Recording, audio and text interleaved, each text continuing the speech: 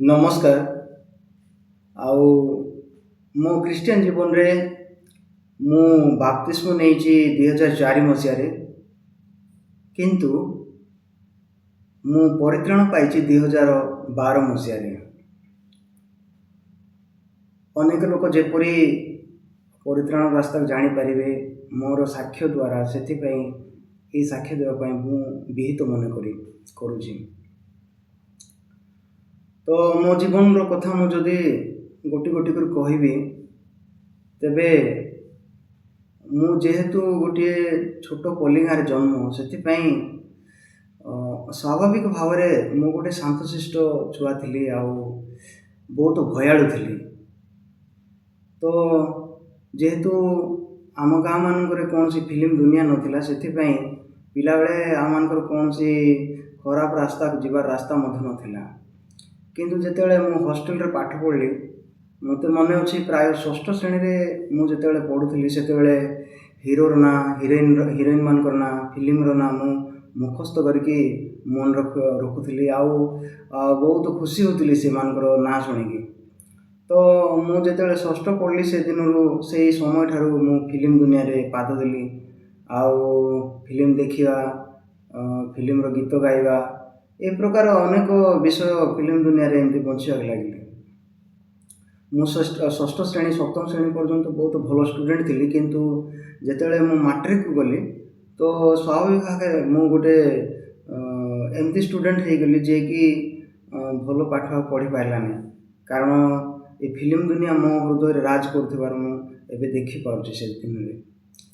तो मुझे मत मैट्रिक पास कली, तापर +2 रे जॉइन कली। +2 रे जॉइन कलापर सेठी निशा विषय आउ व्यभिचार हृदय मोर ठारे प्रकाश पाइबार मु देखिपाइली। तो प्रकृत में मु बहुत निशा सेवन करने, मद पीवाई कि अन्य कौन विषय करने, जेकोसी जगार जेकोसी सांग मान सहित मत जो मिलूला मुझे सेवन करने पछक चाहूनी। आउ विपरीत भाव मुझे कहबी, जो भांग गुड़ाक खैनी गुड़ाक एगुड़ाक मो गाँव में पिला ही बेलू मोर अभ्यास था, से गुड़ाक मोर जीवन सहित गोटे अंगांगी भाव जड़ित होता। एमती अवस्था मु मैरेज कली। मैरेज है मो जीवन रे मु से गुड़ाक भूल गुटका करूली, किंतु बाहिक भाव मु गोटे भल लोक बोली परिचय पाऊली, कारण मुझे शांतशिष्ट स्वभाव थी, आउ ए प्रकार विषय प्रकाशित होता बाहिक भाव। तो ए परिप्रेक्षी मुझे ख्रीस्टियन ना शुणुली, ख्रीस्टियन मानकर हाव हाव को मत जो जन दि जाऊला, तो मो हृदय ख्रीष्ट प्रति गोटे विरक्त भाव था। आउ ख्रीष्ट ना शुणिले कि ख्रीस्टियन कथा कौन कथा शुणिले मु रागी जाऊली, कारण आम गाँ मानक आम बहुत बड़ी आम बड़ी प्रथा परंपरा उपरे आम बंचीचु, मु बंची से गुड़ाक सहित मोर बहुत जीवन अंगांगी भाव मु जड़ित। आम मैंने जिते ज्वर होलु कि कौन से रोग पीड़ित होलु, आम से केवल आमर गाँ मानक जो बेजुणी बोलिक गोटे माँ मैंने आउ पूजारी मैंने से आसी आमको फुका जोड़ा करदे, आउ बलि आम दौलु कुकुड़ा कि घुषुरी कि मेढ़ा, ए प्रकार बलि देकी आम से सुस्थता पाऊँ। तो ये प्रकार मो जीवन जेहेतु से प्रकार बंचुला, तो से मु ख्रीष्ट को विरोध करुली। तो से मो बापा देहांत हो जाता, से मो सान भाई जे कि बर्तमान जड़े पास्टर अच्छा, से आम मामू गाँव को जाकि से कौन सी मत ख्रीष्टर बाइबल पढ़िले, आउ कौन पत्र पत्रिका पाई मन को से बदल देले ख्रीस्टियन में। तो सी आसिक आम गाँव प्रचार करने लगे, आउ प्रार्थना करने लगे। मु अचानक भाव मो हृदय कौन सी प्रश्न बिना मुझे प्रार्थना मान को जोगदेली, जेहेतु मो बापा से देहांत हो सारी, से बिना कटकणार आम ख्रीस्टियन हो गलु। आमको विरोध करने लोक कहीं नथिले, से आम ख्रीस्टियन हेलु। आम जिते ख्रीस्टियन हेलु, आम गाँ सारा समस्ते प्राय समस्ते ख्रीस्टियन हेले। तो मत एति मन अच्छी, मु 2004 मसीह मो माँ आ मो स्त्री आम गाँव अनेक भाई भौणी मैंने आम बाप्तिस्म नेलु। बाप्तिस्म नेला परे ମୁଁ ଖ୍ରୀଷ୍ଟଙ୍କ ସହିତ ବାଇବେଲ ରିଲେଟେଡ଼ ବିଷୟବସ୍ତୁ ସହିତ ଟିକେ ଅଙ୍ଗାଙ୍ଗୀ ଭାବେ ଜଡ଼ିତ ହେବା ପାଇଁ ମୁଁ ଚେଷ୍ଟା କରିଛି। ଆଉ ମୁଁ ବାଇବେଲ ପଢ଼ିବା ପାଇଁ ମୁଁ ପରିତ୍ରାଣ ପାଇବା ପୂର୍ବରୁ ମୋତେ ମନେ ଅଛି ଥରେ ମୁଁ ବାଇବେଲ କମ୍ପ୍ଲିଟ୍ କରିଛି। ଆଉ ଅନେକ ସମୟରେ ମୁଁ ବାଇବେଲର ଖଣ୍ଡ ଖଣ୍ଡ ଭାବେ ମୁଁ ପଢ଼ିଛି, ଏଇ ପୁସ୍ତକ ସେଇ ପୁସ୍ତକ ନିଶ୍ଚିତ ଭାବେ ପଢ଼ୁଥିଲି। ତ ସେତେବେଳେ ମୋତେ ମାଥ୍ୟୁ 5 ପର୍ବ ଆଉ 6 ପର୍ବ ବହୁତ ପ୍ରଭାବିତ କରୁଥିଲା। ସେଠାରେ ଲେଖା ହେଇଛି, ଗୋଟିଏ ଗାଲରେ ଚାପଡ଼ା ମାରିଲେ ଆଉ ଗୋଟିଏ ଗାଲ ଦେଖାଇ ଦିଅ, ତୁମର ଦକ୍ଷିଣ ହସ୍ତ କ'ଣ କରୁଛି ବାମ ହସ୍ତ ନ ଜାଣ, ତ ତୁମେ ପ୍ରାର୍ଥନା କଲାବେଳେ ଗୁପ୍ତ ଗୃହରେ ପ୍ରବେଶ କର। ଏ ପ୍ରକାର ଶିକ୍ଷା ଗୁଡ଼ାକ ଦ୍ୱାରା ମୁଁ ବେଶୀ ପ୍ରଭାବିତ ହେଉଥିଲି ଆଉ ଲୋକଙ୍କୁ ସେ ଶିକ୍ଷା ଦେବା ପାଇଁ ମଧ୍ୟ ଚେଷ୍ଟା କରୁଥିଲି। କିନ୍ତୁ ସେ ଭିତରେ ମୁଁ ମଦ ଛାଡ଼ି ପାରିଲି, କିନ୍ତୁ ମୁଁ କେବେ ହେଲେ ବ୍ୟଭିଚାର ହୃଦୟରୁ ମୁଁ ସମ୍ପୂର୍ଣ୍ଣ ଫେରିନଥିଲି। ମୋ ହୃଦୟରେ ଯଦି ବି ବହୁତ ବଡ଼ ବ୍ୟଭିଚାର ବି କରିନି ପ୍ରକାଶିତ ଭାବେ, କିନ୍ତୁ ମୋ ହୃଦୟରେ ମୁଁ ବ୍ୟଭିଚାର ହୃଦୟରେ କେବେ ହେଲେ ବାହାରି ନଥିଲି। ତ ଏଇ ପ୍ରକାର ମୋ ଜୀବନ ବିତିଲା। ମୁଁ ଯେତେବେଳେ ବାଇବେଲ ପଢ଼ୁଥିଲି, ଗିର୍ଜା ଯାଉଥିଲି ଆଉ ସଭାମାନଙ୍କୁ ଆଟେଣ୍ଡ କରୁଥିଲି, ସେ ଦିନମାନଙ୍କରେ ମୁଁ ବେଶୀ ଭଲ ଆତ୍ମିକ ଜୀବନ ବିତେଇଲା ପରି ଅନୁଭବ କରୁଥିଲି। କିନ୍ତୁ ଯେତେବେଳେ ମୁଁ ଗାଁରୁ ବାହାରକୁ କିମ୍ବା ଯାଉଥିଲି କିମ୍ବା କେତେବେଳେ କେଉଁ ସମୟରେ ବାଇବେଲ କେତେ ମାସ ନ ପଢ଼ୁଥିଲି, ସେ ଦିନମାନଙ୍କରେ ଗୋଟେ କଦର୍ଯ୍ୟ ଜୀବନ ମଧ୍ୟ ମୁଁ ବିତେଇଛି। ତ ଏ ପ୍ରକାର ମୁଁ ଜୀବନ ବିତେଇଲି ଖ୍ରୀଷ୍ଟିଆନ ଜୀବନରେ। ତ ଉତ୍ଥାନ ପତନର ଜୀବନ ଥିଲା। ତ ଏଇ ପ୍ରକାରେ ମୁଁ 2010 ମସିହା ପର୍ଯ୍ୟନ୍ତ ମୁଁ ପରିଚାଳିତ ହେଇଛି ମୋ ଜୀବନରେ। ତ 2010 ମସିହାରେ ମୁଁ ଗୋଟିଏ ମେଡ଼ିକାଲରେ, ବର୍ତ୍ତମାନ ଯେଉଁଠି ମୁଁ ସର୍ଭିସ୍ କରୁଛି, ମେଡ଼ିକାଲରେ ମୁଁ ଗୋଟେ ଛୋଟ ଚାକିରି କରିବାର ସୁଯୋଗ ପାଇଲି। ତ ସେଠିର ଯେଉଁ ପରିବେଶ ଅଛି, ସେଥିରେ ପ୍ରାର୍ଥନା ସବୁଦିନ ହେଉଛି। ତାପରେ ଲୋକଙ୍କ ସହିତ ବହୁତ ସହଭାଗିତା ରହିବାକୁ ପଡ଼ୁଛି। ସେଥିପାଇଁ ମୋତେ ବାଇବେଲ ପଢ଼ିବା ପାଇଁ, ପ୍ରାର୍ଥନା କରିବା ପାଇଁ ଆଉ ବାଇବେଲ ରିଲେଟେଡ଼ ବିଷୟ ଯାକ କରିବା ପାଇଁ ବହୁତ ଅନୁକୂଳ ପରିବେଶ ମୋତେ ମେଡ଼ିକାଲରେ ମିଳିଲା। ସେଥିପାଇଁ ମୋର ପୂର୍ବ ଖ୍ରୀଷ୍ଟିଆନ ଜୀବନରେ ଯେତିକି ବିଷୟ ସବୁ ହେଇନଥିଲା ବା କ'ଣ ବିଷୟ ଯାକ ନଥିଲା, ସେସବୁ ବିଷୟ ମୁଁ ଯେତେବେଳେ 2010 ମସିହା ପରେ ମୁଁ ବହୁତ ଚେଷ୍ଟା କରିଛି।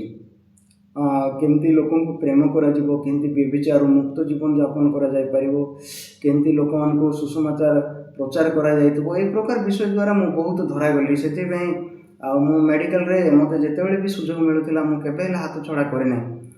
ମୁଁ ସବୁବେଳେ ପ୍ରଚାର କରିବା ପାଇଁ ଚେଷ୍ଟା କରୁଥିଲି। ତ ସେଥିରେ ଅନେକ ଲୋକ ଖୁସି ହେଉଥିଲେ ଆଉ ମୋତେ ସବୁବେଳେ ଭେଟି କହୁଥିଲେ, ଅନନ୍ତ ଭାଇ ଆଜି ବହୁତ ପ୍ରଚାର ଭଲ ଥିଲା। ଏମିତି ମୋର ଜୀବନଟା ଚାଲିଥିଲା। ତ ଦିନେ ଆମ ଘରେ ଜଣେ ଅତିଥି ରହିଥିଲେ ରାତି ସମୟରେ। ସେ କେଉଁ ଗାଁର ମୋତେ ମନେ ପଡ଼ୁନି, କିନ୍ତୁ ସେ ମୋତେ ଗୋଟେ ପ୍ରଶ୍ନ ପଚାରିଲେ, ଅନନ୍ତ ଭାଇ ତୁମେ ପରିତ୍ରାଣ ପାଇଛ କି? ତ କିଛି ସମୟ ପର୍ଯ୍ୟନ୍ତ ମୁଁ ସ୍ତବ୍ଧ ହେଇଗଲି। ଆଉ ମୋ ହୃଦୟରେ ଟିକେ କମ୍ପନ ମୋ ହୃଦୟରେ ବିବ୍ରତ ହେବାର ମୁଁ ଦେଖିପାରିଲି। ସତରେ ପରିତ୍ରାଣ ମୁଁ ପାଇଛି କି? କେବେ ପାଇଲି ମୁଁ ପରିତ୍ରାଣ? କେମିତି ପାଇଛି? ସେଇଟା ମୁଁ ଜାଣିପାରୁନି। କିନ୍ତୁ ବିପରୀତ ଭାବରେ ମୋ ହୃଦୟରେ ମୁଁ ସାନ୍ତ୍ୱନା ଦେବାକୁ ଚେଷ୍ଟା କଲି। ଆରେ ଏତେ ଆତ୍ମିକ ଜୀବନ ମୁଁ ବିତଉଛି, କ'ଣ ବିନା ପରିତ୍ରାଣ ଏଗୁଡ଼ାକ ହେଇପାରିବ କି? ନିଶ୍ଚିତ ଭାବେ କେବେ ଗୋଟେ ପରିତ୍ରାଣ ଦେଇଥିବେ ପରମେଶ୍ୱର। ବୋଧହୁଏ ସେଇ ବାପ୍ତିସ୍ମ ନେବାଟା ମୁଁ ସେଇଦିନ ହିଁ ପରିତ୍ରାଣ ପାଇଥିବି ବୋଧେ। ତ ଏମିତି ହୃଦୟରେ ବହୁତ ଗୁଡ଼ାଏ କୋଶ୍ଚିନ୍ ମଧ୍ୟ ଥିଲା ଆଉ ମୁଁ ବହୁତ ଭାବନା ରାଜ୍ୟରେ ମଧ୍ୟ ବୁଲୁଥିଲି। ତ ମୋର ଖ୍ରୀଷ୍ଟିଆନ ଜୀବନରେ ମୁଁ ଯଦି ଦେଖୁଛି କି ମୋ ଖ୍ରୀଷ୍ଟିଆନ ଜୀବନରେ ମୁଁ ବେଶୀ ବିଷୟ ଶିଖିବା ପାଇଁ ମୁଁ ଚାହୁଁଥିଲି। ଆଉ ସେଥିପାଇଁ ଆମ ଏରିଆରେ ଯେତିକି ବି ଚର୍ଚ୍ଚ ଅଛି, କାଥଲିକ୍ ଚର୍ଚ୍ଚ ହଉ, ବାପ୍ଟିଷ୍ଟ ଚର୍ଚ୍ଚ ହଉ ଆଉ କିମ୍ବା ଲୁଥରାନ୍ ଚର୍ଚ୍ଚ, ଯେକୌଣସି ଚର୍ଚ୍ଚକୁ ମଧ୍ୟ ମୁଁ ବିନା ଦ୍ୱିଧାରେ ମୁଁ ଯାଉଥିଲି ଆଉ ସେଠାର ବାକ୍ୟ ଶୁଣୁଥିଲି। ଗୋଟେ ଚର୍ଚ୍ଚରେ ଟିକେ ଅଲଗା ଲାଗୁଥିଲା, କିନ୍ତୁ ସବୁ ଫାଉଣ୍ଡେସନ୍ ଗୁଡ଼ାକ ମୁଁ ସମାନ ଭାବେ ଦେଖିପାରୁଥିଲି। ତ ଏ ଭିତରେ ମୋତେ ଦିନେ ଆମ ଏରିଆରେ ଗୋଟେ ସମ୍ମିଳନୀ ହେଉଥିଲା, ପ୍ରାର୍ଥନା ସଭା ହେଉଥିଲା। ସେଥିରେ ପାଷ୍ଟର ସଣ୍ଟୁ ବୋଲି ଜଣେ ପାଷ୍ଟର ଆସିଥିଲେ, ତାଙ୍କ ନାଁ ରଜତ ଭୂଷଣ ନାୟକ। ତ ସେତେବେଳେ ମୁଁ ସେମାନଙ୍କ ସହିତ ପରିଚୟ ନଥିଲି। ସେଠି ସେ ସଭାକୁ ମୋତେ ନିମନ୍ତ୍ରଣ କରାଯାଇଥିଲା। ମୁଁ ଅନେକ କେତେକ ପାଷ୍ଟରମାନଙ୍କ ସହିତ ଯାଇଥିଲି। ତ ସେଠି ଯେଉଁ ଶିକ୍ଷା ମୁଁ ଦେଖିଲି, ତାହା ମୁଁ ଯେଉଁ ଶିକ୍ଷା ଶିଖିଛି, ମୁଁ ଶୁଣିଛି, ତାର ଶିକ୍ଷାର ବିପରୀତରେ ମୁଁ ଶୁଣିଲି। ତ ମୋ ହୃଦୟରେ ନିଶ୍ଚିତ ଭାବେ ଅନେକ ପ୍ରଶ୍ନ ଆସିଲା, କ୍ରୋଧ ବି ଜାତ ହେଉଥିଲା। ମୁଁ ସେ ପାଷ୍ଟରଙ୍କୁ ଠିଆ ହେଇ ପ୍ରଶ୍ନ କରିବା ପାଇଁ ମୁଁ ପୁରା ସେ ପାଷ୍ଟରଙ୍କୁ ବହୁତ ହଇରାଣ ମଧ୍ୟ କରିଛି। ଆଜି ମୁଁ ଚିନ୍ତା କଲେ ବହୁତ ମୋତେ ଲଜ୍ଜିତ ଲାଗୁଛି। ତ ମଝିରେ ମଝିରେ ମୁଁ ଠିଆ ହେଇକି ପ୍ରଶ୍ନ କରୁଥିଲି, କେଉଁ କେଉଁ ଚାପ୍ଟର ପଢ଼ିଲେ ମୋତେ ଏତେ ଭଲରେ ମନେ ନାହିଁ, କିନ୍ତୁ ଗୋଟେ ବିଷୟ ଭଲରେ ମନେ ଅଛି କି ଆଦି ପୁସ୍ତକ 37 ପର୍ବକୁ ନେଇକି ପ୍ରଚାରିତ ହେଉଥିଲା ସେଦିନ। ସେଠି ଯାକୁବ କେମିତି ସେ ବିନା କର୍ମରେ ଅନୁଗ୍ରହରେ କେମିତି ମାଆଙ୍କର କଥା ଶୁଣିକି ସେ ଆଶୀର୍ବାଦ ପାଉଛି, ଆଉ ବିପରୀତ ଭାବରେ ସେଠାରେ ଏସୋ ଜଣେ ଚେଷ୍ଟା କରିଥିବା ଲୋକ ବାପାଙ୍କର ନିୟମକୁ ଆଜ୍ଞାକୁ ପାଳନ କରିବାକୁ ଯାଇକି ସେ କେମିତି ଶେଷରେ ଅଭିଶାପ ପାଉଛି, ସେ ବିଷୟରେ ପାଷ୍ଟର ପ୍ରଚାର କରୁଥିଲେ। ତ ମୁଁ ଶୁଣିଲି ସେ ଶିକ୍ଷାଟା ମୋ ହୃଦୟର ବିପରୀତରେ ଶିକ୍ଷା। ଆରେ ଯାକୁବ ସିନା ତାଙ୍କ ବାପା ଇସାକ କିଛି ଦେଖାଯାଉନଥିଲା ବୋଲି ଠକିଦେଲେ, ଆମର ଈଶ୍ୱର କ'ଣ ସେମିତି ଠକାମି ଶିକାର ହେବେ କି? ଏମିତି ପ୍ରଶ୍ନ ଗୁଡ଼ାକ ମୋର ହୃଦୟରେ ଆନ୍ଦୋଳିତ କରିବାକୁ ଲାଗିଲା ମୋତେ। ତାପରେ ସେଠି ପ୍ରଚାରିତ ହେଉଥିଲା ବ୍ୟବସ୍ଥା ଗୋଟେ ବିଷୟ, ବ୍ୟବସ୍ଥା ପାଳନ କରିବା ଦ୍ୱାରା କୌଣସି ଲୋକ ସ୍ୱର୍ଗ ଯାଇପାରିବ ନାହିଁ, ଈଶ୍ୱରଙ୍କ ନିକଟବର୍ତ୍ତୀ ହୋଇପାରିବ ନାହିଁ, ଧାର୍ମିକ ହୋଇପାରିବ ନାହିଁ। ତ ସେଥିରେ ମୋର ହୃଦୟ ବହୁତ ଭାଙ୍ଗିଯିବାର ମୁଁ ଦେଖିଲି। ଆଉ ହୃଦୟରେ ମୋ ଖ୍ରୀଷ୍ଟିଆନ ଜୀବନରେ, ମୋର ଆତ୍ମିକ ଜୀବନରେ ଯେଉଁ ବିଷୟ ସବୁ ବସା ବାନ୍ଧିଥିଲା ସେଗୁଡ଼ାକ ଓଲଟ ପାଲଟ ହେବାର ମୋତେ ଦେଖାଗଲା। ସତରେ ମୁଁ ଯଦି କହିବି, ସେ ଶିକ୍ଷା ଶୁଣିଲା ପରେ ମୋତେ ଗୋଟେ 3 ଦିନ ପର୍ଯ୍ୟନ୍ତ ନିଦ ହେଲାନି। ତ ମୁଁ ବାଇବେଲ ବିଷୟରେ ବହୁତ ଚିନ୍ତା କରିବାକୁ ଲାଗିଲି। ତ କ'ଣ ଚିନ୍ତା କରିବା ପାଇଁ ଲାଗିଲି, ତ ଏ ବିଷୟ ଏମାନେ ଏମିତି ପ୍ରଚାର କରୁଛନ୍ତି, କିନ୍ତୁ ବାଇବେଲରେ ମୁଁ ଏମିତି ଶୁଣିଛି, ମୋର ଚିନ୍ତାଧାରା ଏମିତି ଅଛି, ଏଇଟା କେଉଁଟା ସତ୍ୟ ଏଇ ପ୍ରକାରେ। ତାପରେ ବିପରୀତ ଭାବେ ମୁଁ ଆଉ ଚିନ୍ତା କରିବାକୁ ଲାଗୁଥିଲି, ଶୈତାନ ପଳେଇ ଆସିଲାଣି, ଶେଷ କାଳ ହେଇଗଲାଣି, ବୋଧେ ଏମାନେ ଭୁଲ ରାସ୍ତାରେ ଆମକୁ ଶିକ୍ଷା ଦେଉଛନ୍ତି। ତ ସେଥିପାଇଁ ମୋ ହୃଦୟ ତାଙ୍କର ବିଷୟବସ୍ତୁ ଜାଣିବା ପାଇଁ ଆଉ ତାଙ୍କର କୌଣସି କାର୍ଯ୍ୟକ୍ରମକୁ ଆଉ ଥରେ ଆଟେଣ୍ଡ କରିବା ପାଇଁ ମଧ୍ୟ ହୃଦୟର ଅଭିଳାଷ ଥିଲା, ଯଦି ବି ସେମାନଙ୍କୁ ମୁଁ ବିରୋଧ କରୁଥିଲି। ତ ଏଇ ପ୍ରକାର ମୋର ହେଲେ ମଧ୍ୟ ମୋର ଆତ୍ମିକ ଜୀବନକୁ ମୁଁ ସାନ୍ତ୍ୱନା ଦେଇକି ଆଗକୁ ମୁଁ ବଢ଼ୁଥିଲି। ତାପରେ ମୋ ହୃଦୟ ଯଦି ମୁଁ ଦେଖିବି, 2ଟା ବାକ୍ୟ ଦ୍ୱାରା ମୁଁ ସବୁବେଳେ ଧରାଯାଉଥିଲି। ସେଇଟା କ'ଣ? ରୋମିଓ 3:20 ପଦ। ସେଠାରେ କ'ଣ ଲେଖା ଅଛି ମୁଁ ଟିକେ ଶୁଣେଇବି ଆପଣଙ୍କୁ। ସେଠି କ'ଣ ଲେଖା ଅଛି? ରୋମିଓ 3:20 ପଦ ଏମିତି ଲେଖା ଅଛି,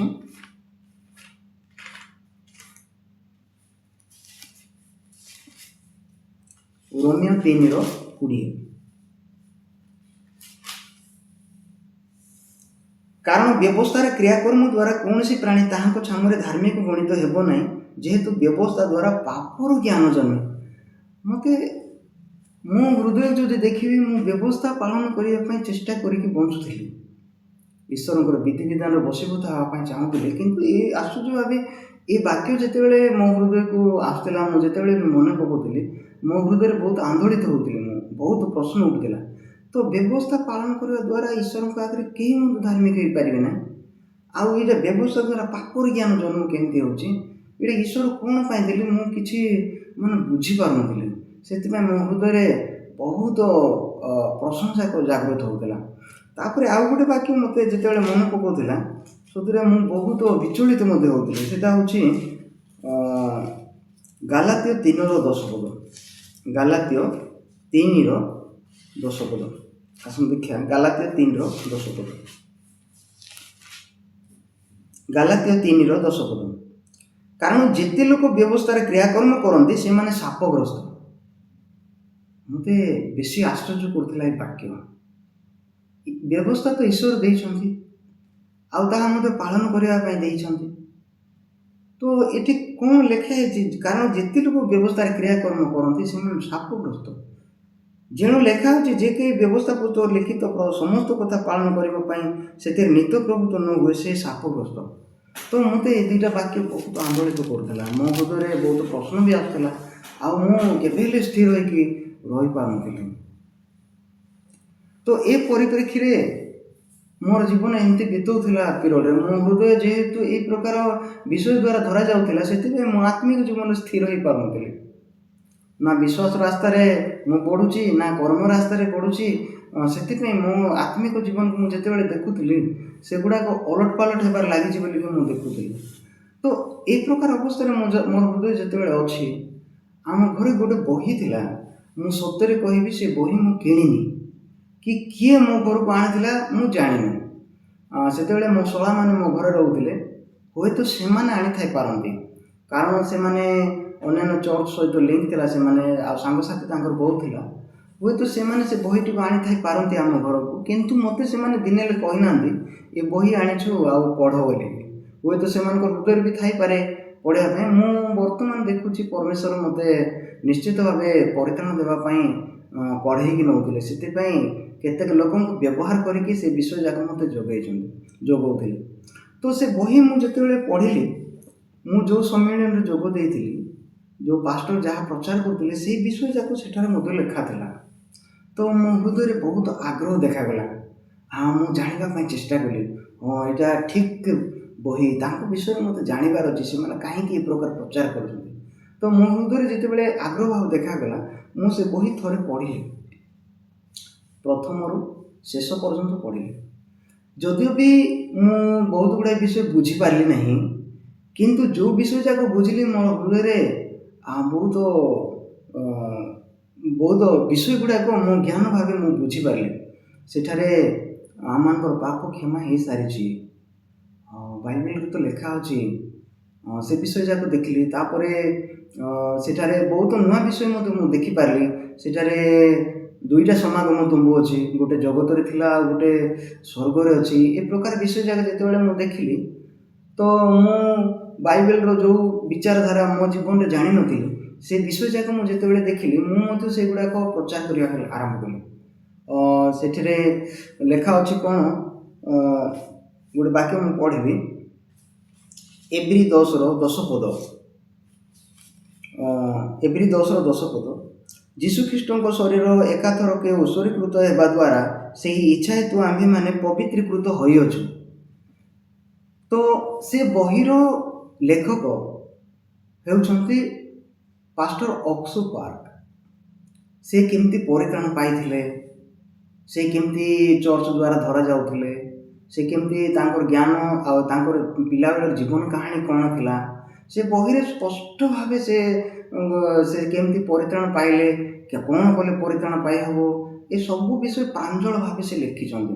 ସେଥିପାଇଁ ମୁଁ ଯେତେବେଳେ ଜ୍ଞାନରେ ସେ ବିଷୟ ଯାକ ପାଇଲି, ମୁଁ ବହୁତ ଖୁସି ହେବାକୁ ଆରମ୍ଭ କଲି। ଆଉ ମୁଁ ଲୁକାୟିତ ଭାବେ, ଯଦିଓ ବି ମୁଁ ସ୍ପଷ୍ଟ ଭାବେ ମୁଁ ବହିରୁ ଶିଖିଛି ବୋଲି କାହାକୁ କହିନି, କିନ୍ତୁ ମୁଁ ଲୁକାୟିତ ଭାବେ ପ୍ରଚାର କରିବା ଆରମ୍ଭ କଲି କି ଯୀଶୁଖ୍ରୀଷ୍ଟ ଆମର ସମସ୍ତ ପାପ କ୍ଷମା କରିସାରିଛନ୍ତି, ଆମେମାନେ ଧାର୍ମିକ ହେଇସାରିଛୁ, ଆମେ ପବିତ୍ର ହେଇସାରିଛୁ। ତ ସେଠି ଯେତେବେଳେ ରୋମିଓ 3:24 ମୁଁ ପାଉଥିଲି, ସେଟା କ'ଣ ଲେଖା ହେଇଛି, ପୁଣି ସେମାନେ ବିନା ମୂଲ୍ୟରେ ତାହାଙ୍କ ଅନୁଗ୍ରହରେ ଖ୍ରୀଷ୍ଟ ଯୀଶୁଙ୍କଠାରେ ଯେଉଁ ମୁକ୍ତି ଅଛି ତଦ୍ୱାରା ଧାର୍ମିକ ଗଣିତ ହୁଅନ୍ତି। ତାପରେ ରୋମିଓ 4:25 ମଧ୍ୟ ଲେଖା ଅଛି, ସେହି ଯୀଶୁ ଆମ୍ଭମାନଙ୍କର ଅପରାଧ ନିମନ୍ତେ ସମର୍ପିତ ହେଲେ, ଆମ୍ଭେମାନେ ଧାର୍ମିକ ଗଣିତ ହେବା ନିମନ୍ତେ ପୁନରୁତ୍ଥିତ ହେଲେ। ତ ଏସବୁ ବାକ୍ୟ ଯେତେବେଳେ ସେ ବହିରେ ମୁଁ ଦେଖିଲି, ସେଠି ଈଶ୍ୱରଙ୍କର ଅନୁଗ୍ରହ ରାସ୍ତାକୁ ସ୍ପଷ୍ଟ ଭାବେ ଦେଖାଇ ଦିଆଯାଇଛି କି ଯୀଶୁ କ'ଣ କଲେ ଆମ ପାଇଁ, ତଦ୍ୱାରା ଆମେ ପରିତ୍ରାଣ ପ୍ରାପ୍ତ ହେଇଛୁ। ତ ମୁଁ ଜ୍ଞାନ ଭାବରେ ଏ ବିଷୟ ଯାକ ଯେତେବେଳେ ଦେଖିଲି, ପଢ଼ିଲି, ତ ମୁଁ ବହୁତ ଖୁସି ମଧ୍ୟ ହେଲି ଆଉ ପ୍ରଚାର କରିବାଟା ଆରମ୍ଭ କଲି। ତାପରେ ବହିରେ ଆଉ ଥରେ ମଧ୍ୟ ପଢ଼ିଲି। ମୁଁ ପ୍ରଥମରୁ ଶେଷ ପର୍ଯ୍ୟନ୍ତ ପଢ଼ିଲି। ଆଉ କିଛି ବିଷୟ ମୁଁ ପାଇଲି, ଆଉ ଥରେ ମୁଁ ପ୍ରଚାର କରିବାକୁ ଆରମ୍ଭ କଲି। ଏମିତି ଯେତେବେଳେ ପ୍ରଚାର କରୁଥିଲି, ଚର୍ଚ୍ଚମାନଙ୍କୁ ଯାଉଥିଲି, ମୋ ଜୀବନରେ ଆତ୍ମିକ ଜୀବନ ମଧ୍ୟ ବଢ଼ିଲା ପରେ ମୁଁ ଅନୁଭବ କରୁଥିଲି। ଦିନେ ମୁଁ ସନ୍ଧ୍ୟାବେଳେ, ଏହା ଥିଲା 2012 ମସିହା ଜୁଲାଇ 23 ତାରିଖ ଦିନ, ସନ୍ଧ୍ୟା ପ୍ରାୟ 7ଟା ଅଧେ ହେଇଥିବ, ମୋତେ ମନେ ଅଛି ଭଲରେ। ସନ୍ଧ୍ୟା ସମୟରେ ମୁଁ ବାଇବେଲ ପଢ଼ୁଥିଲି। ବାଇବେଲର 10 ଆଜ୍ଞାର ଯେଉଁ 2ଟା ଆଜ୍ଞା ବିଷୟରେ ମୁଁ ପଢ଼ୁଥିଲି।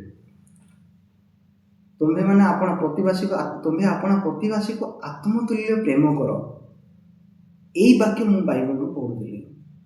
ସତରେ ସେଦିନ ଗୋଟେ ଏମିତି ଦିନ ଥିଲା, ସେ ବାକ୍ୟ ଯେତେବେଳେ ମୁଁ ପଢ଼ୁଥିଲି, ମୋ ହୃଦୟ ହଠାତ୍ ବିଦୀର୍ଣ୍ଣ ହେଇଗଲା।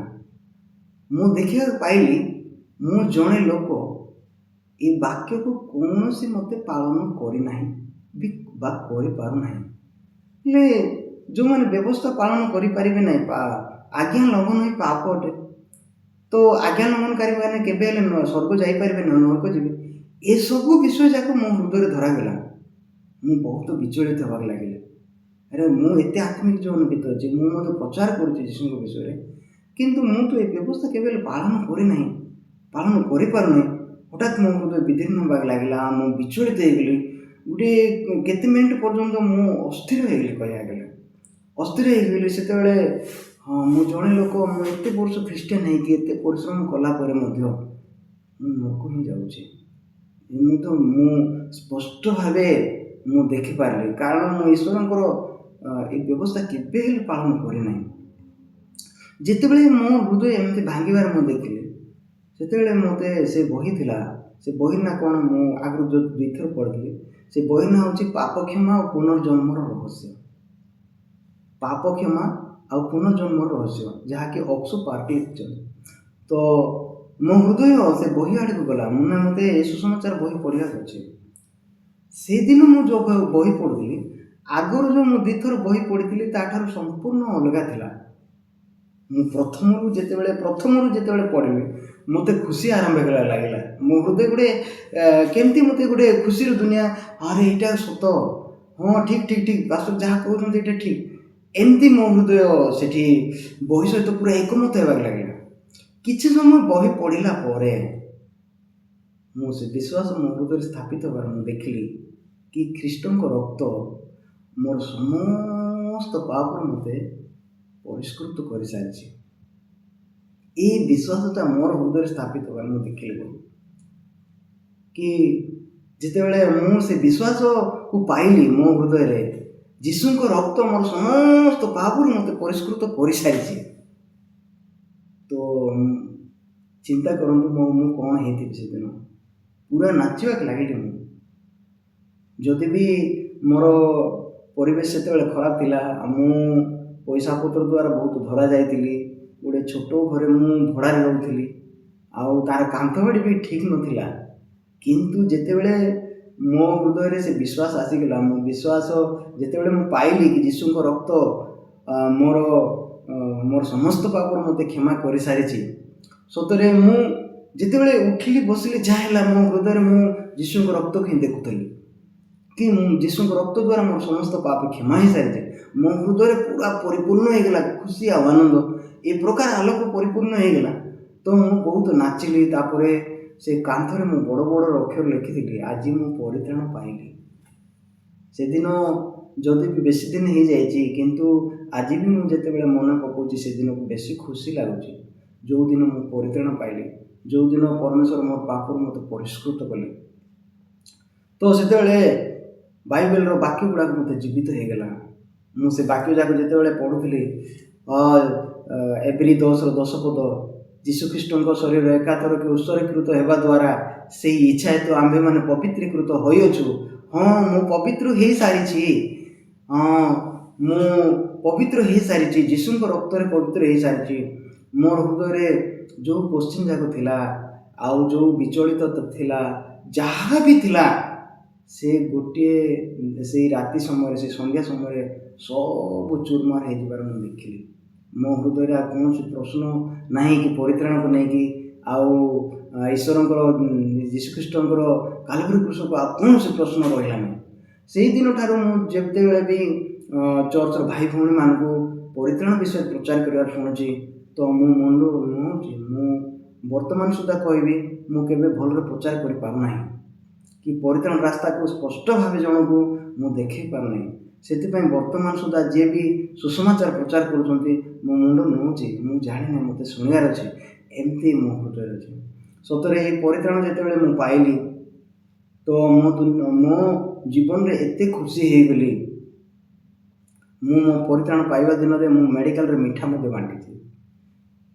ତ ଯେତେବେଳେ ମୁଁ ମିଠା ବାଣ୍ଟିଲି, ସେଇ ବର୍ଷ ନୁହଁ, ଆଉ ଗୋଟେ ବର୍ଷ ମୁଁ ଡକ୍ଟରମାନଙ୍କୁ କହିଲି ଏଇଟା ମୋର ପୁନର୍ଜନ୍ମର ଡେଟ୍। ସେମାନେ ବୁଝିପାରିଲେ ନା ପୁନର୍ଜନ୍ମ ମାନେ କ'ଣ। ତ ଜନ୍ମଦିନରେ ସିନା ମିଠା ବାଣ୍ଟିବା କଥା, ତୁ ଏଇଟା କ'ଣ ପୁନର୍ଜନ୍ମ ବୋଲିକି ବାଣ୍ଟୁଛୁ। ତ ଏହିପରି ଅନେକ ବିଷୟ ମୋ ଜୀବନରେ ଘଟିଯାଇଛି। ଯେତେବେଳେ ପରିତ୍ରାଣ ମୁଁ ପାଇଲି, ତାପରେ ମୋ ହୃଦୟରେ ବହୁତ ଖୁସି ଆସିବାର ମୁଁ ଦେଖିଲି। ମୁଁ ବହୁତ ଆନନ୍ଦରେ ମୋ ହୃଦୟରେ ପରିଚାଳିତ ହେବାର ମୁଁ ଦେଖିପାରିଲି। ତ ମୋର ପରିତ୍ରାଣ ବିଷୟ ପରେ ମଧ୍ୟ ଅନେକ ବିଷୟ ଘଟିଛି, ତା ପୂର୍ବରୁ ବି ଅନେକ ବିଷୟ ଘଟିଛି, କିନ୍ତୁ ପରମେଶ୍ୱର ମୋତେ କେମିତି ସେ କଢ଼େଇ ନେଇକି ପରିତ୍ରାଣ ଦେଲେ ବହୁତ ଆଶ୍ଚର୍ଯ୍ୟ ବିଷୟ। ତ ଅନେକ ସମୟରେ ମୁଁ ଚିନ୍ତା କରୁଥିଲି, ମୁଁ ଭଲ ଲୋକ ବୋଲି ପରିତ୍ରାଣ ଦେଲେ କି, ମୁଁ ପରମେଶ୍ୱରଙ୍କୁ ଖୋଜୁଥିବାରୁ ପରିତ୍ରାଣ ଦେଲେ କି, ଏମିତି ମଧ୍ୟ ମୁଁ ଚିନ୍ତା ବେଳେବେଳେ ଆସେ ମୋତେ। କିନ୍ତୁ ମୁଁ ସେଠାରେ ବାକ୍ୟରେ ପାଇଲି, ସେଇଟା ବୋଧେ ଦ୍ୱିତୀୟ କରନ୍ତିରେ ଲେଖା ହେଇଛି, ଗୋଟେ ବାକ୍ୟ ପଢ଼ି ମୁଁ ସମାପ୍ତ କରିବି ମୋ ସାକ୍ଷ୍ୟକୁ। ଦ୍ୱିତୀୟ କରନ୍ତି ଯିବା, ଦ୍ୱିତୀୟ କରନ୍ତି